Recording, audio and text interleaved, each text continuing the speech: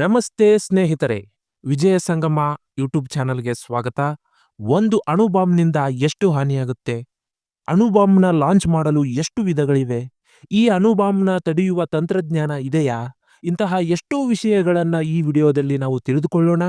ಮುಖ್ಯವಾಗಿ ಈ ಬಾಂಬ್ಗಳಲ್ಲಿ ಎರಡು ರೀತಿ ಇರುತ್ತೆ. ಒಂದು ಅಣುಬಾಂಬ್, ಎರಡನೇದ್ದು ಥರ್ಮೋ ನ್ಯೂಕ್ಲಿಯರ್ ಬಾಂಬ್ ಅಥವಾ ಹೈಡ್ರೋಜನ್ ಬಾಂಬ್. ಇವುಗಳಲ್ಲಿ ಅಣುಬಾಂಬ್ಗಿಂತ ಹೈಡ್ರೋಜನ್ ಬಾಂಬ್ ತುಂಬಾ ಪವರ್ಫುಲ್. ಅದು ಎಷ್ಟು ಪವರ್ಫುಲ್ ಅಂದ್ರೆ 1 ಕಿಲೋ ಟನ್ ಇರುವ ಅಣುಬಾಂಬ್ಗಿಂತ 1 ಕಿಲೋ ಟನ್ ಇರುವ ಹೈಡ್ರೋಜನ್ ಬಾಂಬ್ ಅಣುಬಾಂಬ್ನ 1000 ಪಟ್ಟು ಹೆಚ್ಚು ಹಾನಿಯನ್ನು ಉಂಟು ಮಾಡುತ್ತೆ. ಉದಾಹರಣೆಗೆ, ಎರಡನೇ ಪ್ರಪಂಚ ಯುದ್ಧದ ಸಮಯದಲ್ಲಿ ಹಿರೋಶಿಮಾ ಮತ್ತು ನಾಗಸಾಕಿ ಮೇಲೆ ಹಾಕಿದ್ದು ಅಣುಬಾಂಬ್ಗಳು ಮಾತ್ರ. ಈ ಅಣುಬಾಂಬ್ನಿಂದ ಜಪಾನ್ನಲ್ಲಿ ಎಷ್ಟು ಹಾನಿಯಾಗಿದೆ ಅಂತ ನಮ್ಮೆಲ್ಲರಿಗೂ ಗೊತ್ತು. ಆದರೆ ಒಂದು ವೇಳೆ ಜಪಾನ್ ಮೇಲೆ ಅಣುಬಾಂಬ್ನ ಬದಲಾಗಿ ಹೈಡ್ರೋಜನ್ ಬಾಂಬ್ ಏನಾದರೂ ಹಾಕಿದ್ರೆ ಈ ಪ್ರಪಂಚದ ಭೂಪಟದಲ್ಲಿ ಜಪಾನ್ ದೇಶದ ಮ್ಯಾಪೇ ಇರ್ತಾ ಇರಲಿಲ್ಲ. ಅಷ್ಟು ಭಯಂಕರ ಅದು.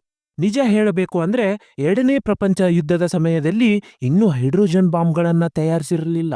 ಆಗ ಕೇವಲ ಅಣುಬಾಂಬ್ಗಳು ಮಾತ್ರ ಇದ್ದವು.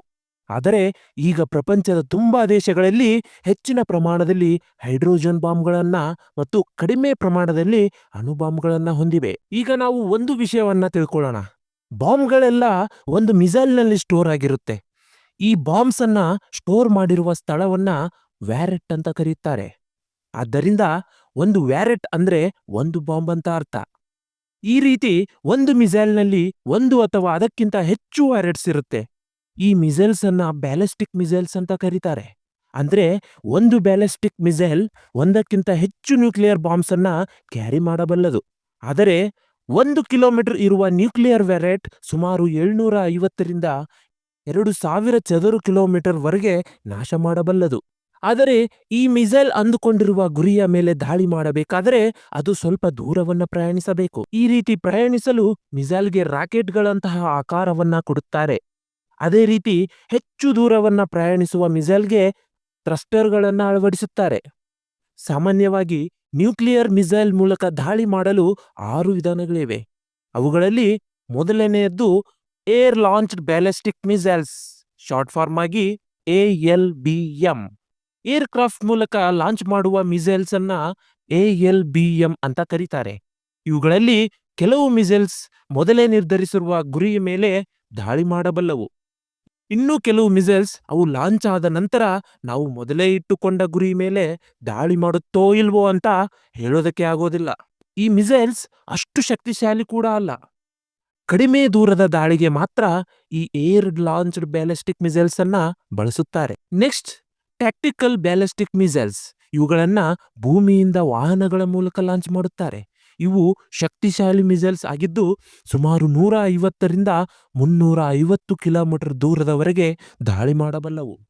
ಆದರೆ ಇವು ಕೂಡ ಲಾಂಚ್ ಆದ ನಂತರ ನಿಗದಿತ ಗುರಿ ಮೇಲೆ ದಾಳಿ ಮಾಡುತ್ತೋ ಇಲ್ವೋ ಅಂತ ಹೇಳೋದಕ್ಕೆ ಆಗೋದಿಲ್ಲ. ALBM ಮತ್ತು TBMಗಳನ್ನ ಹೆಚ್ಚಾಗಿ ದೇಶದ ಗಡಿಭಾಗಗಳಲ್ಲಿ ಯೂಸ್ ಮಾಡ್ತಾರೆ. Next, theatre ballistic missiles. ಇವುಗಳನ್ನ ದೊಡ್ಡ ವಾಹನಗಳ ಮೂಲಕ ಲಾಂಚ್ ಮಾಡುತ್ತಾರೆ. ಇವು ಕೂಡ ತುಂಬಾ ಪವರ್ಫುಲ್. ಈ ಮಿಸೈಲ್ಸ್ ಸುಮಾರು 350ರಿಂದ 3500 ಕಿಲೋಮೀಟರ್ ದೂರದವರೆಗೆ ದಾಳಿ ಮಾಡಬಲ್ಲವು. ಆದರೆ ಇವು ಕೂಡ ನಿಗದಿತ ಗುರಿ ಮೇಲೆ ದಾಳಿ ಮಾಡುತ್ತಾ ಇಲ್ವಾ ಅಂತ ಹೇಳೋದಕ್ಕೆ ಆಗೋದಿಲ್ಲ. ಇನ್ನು next, intermediate range ballistic missiles. ಇವು ಕೂಡ ತುಂಬಾ ಪವರ್ಫುಲ್.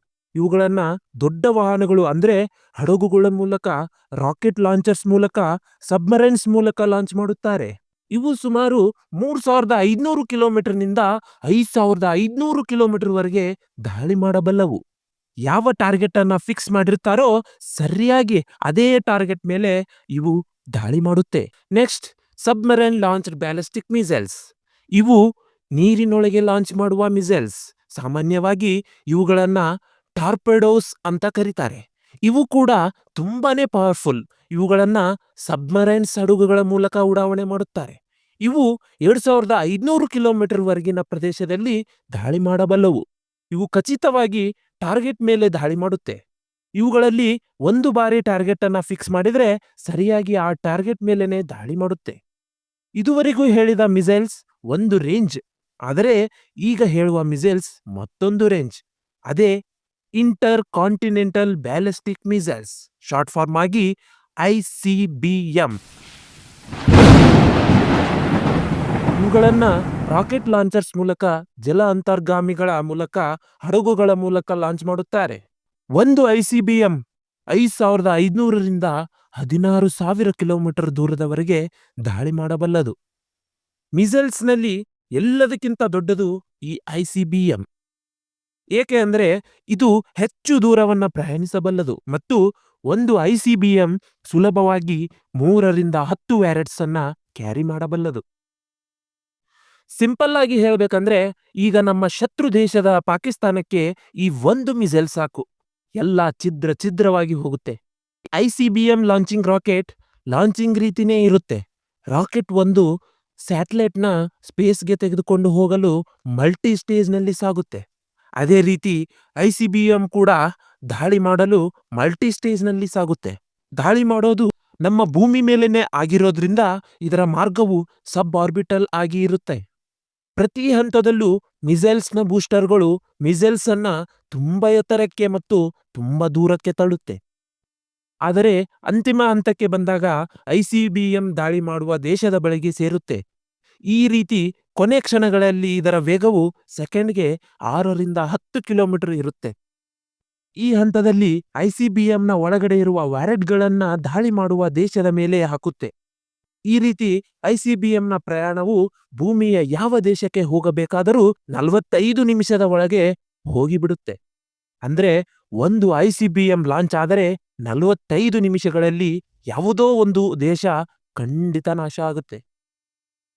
ಆ 45 ನಿಮಿಷಗಳ ಒಳಗೆ ದಾಳಿಗೆ ಗುರಿಯಾಗುವ ದೇಶವು ಈ ICBMನ ತಡೆಯಬೇಕು.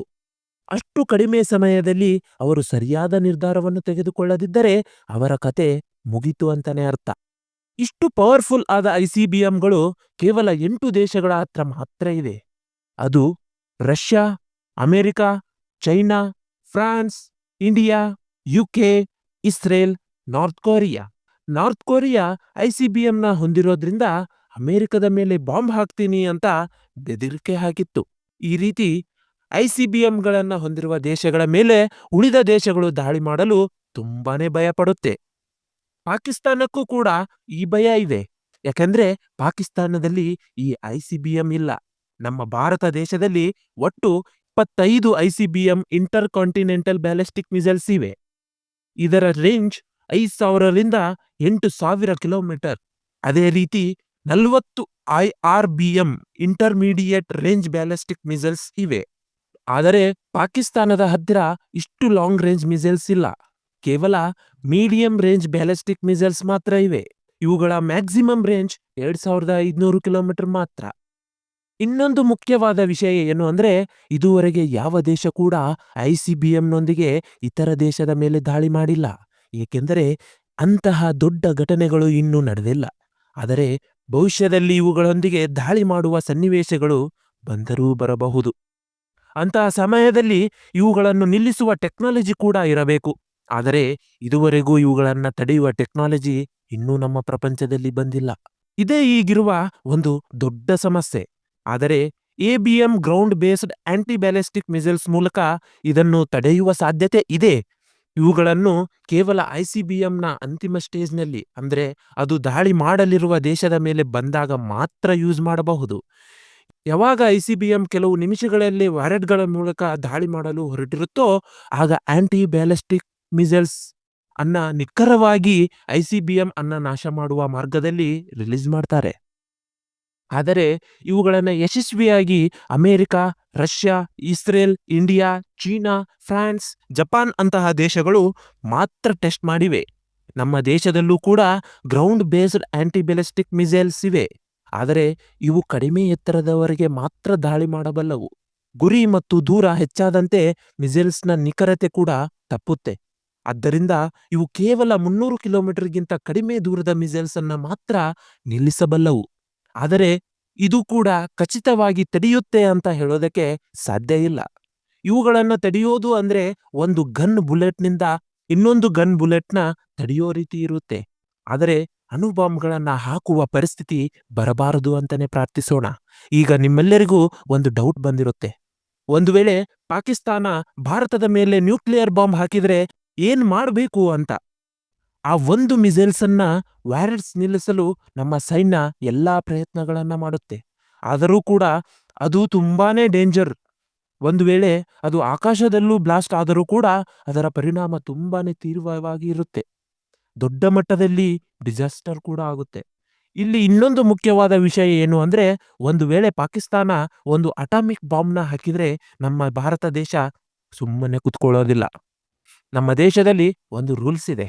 ಅದೇ ನೋ ಫಸ್ಟ್ ಯೂಸ್. ಅಂದ್ರೆ ನಾವು ಯಾವುದೇ ಕಾರಣಕ್ಕೂ ಮೊದಲು ಯೂಸ್ ಮಾಡೋದಿಲ್ಲ ಅಂತ.